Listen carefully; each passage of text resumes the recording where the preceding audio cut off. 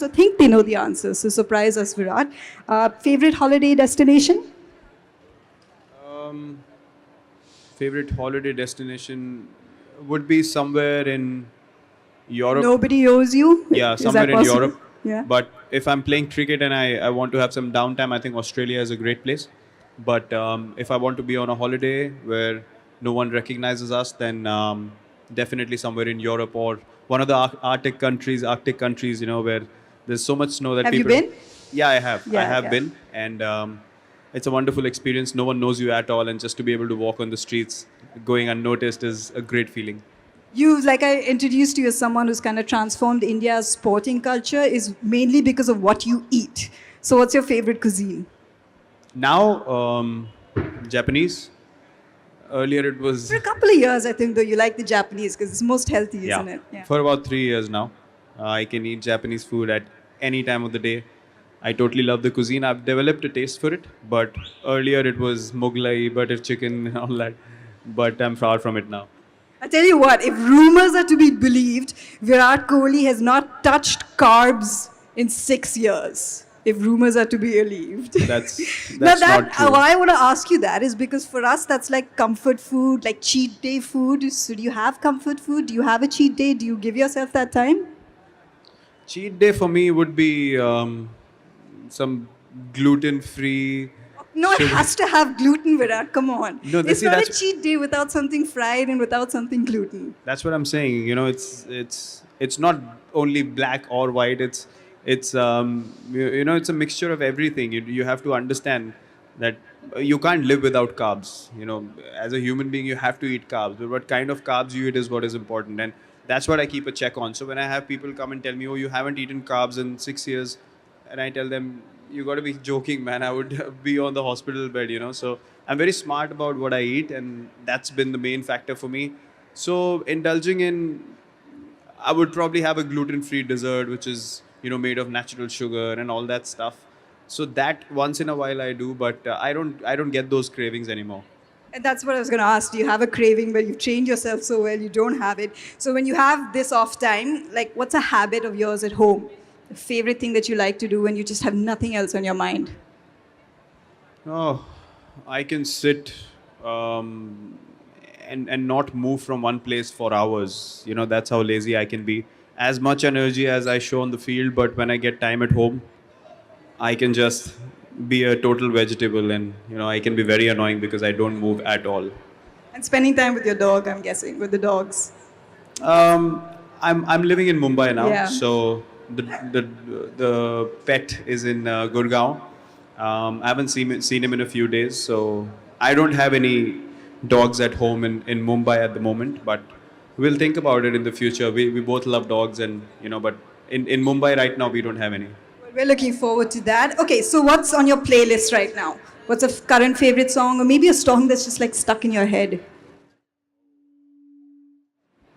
Current favorite song would be "Say Something" by Justin Timberlake. That's the latest favorite of mine on my playlist. And like a current favorite movie or a book or something? Book. The last book I read was I read Nadal's autobiography, which I think was really cool. Before that, I read autobiography of a yogi, which was an eye opener in many ways. So yeah, those two have to be the recent favorite books. You know, what's become really popular these days is movies on sports people because they're so inspiring, their journeys are inspiring. So if there was to be a biopic made on you, who do you think should play you? Just a fantasy. I don't think there'll be a biopic made on me. I think it'll be just um, a real account of what my life has been like. So I don't know. I mean, there are many talented people out there. I mean, I'm still quite a few years from that. Quite a few So I years. don't I'm know, talking like 20 years in the future. Yeah, or some something. new talented actor would come along, and he might fit the role perfectly if something like that happens. But that's far down the line. I can't even think about that right now.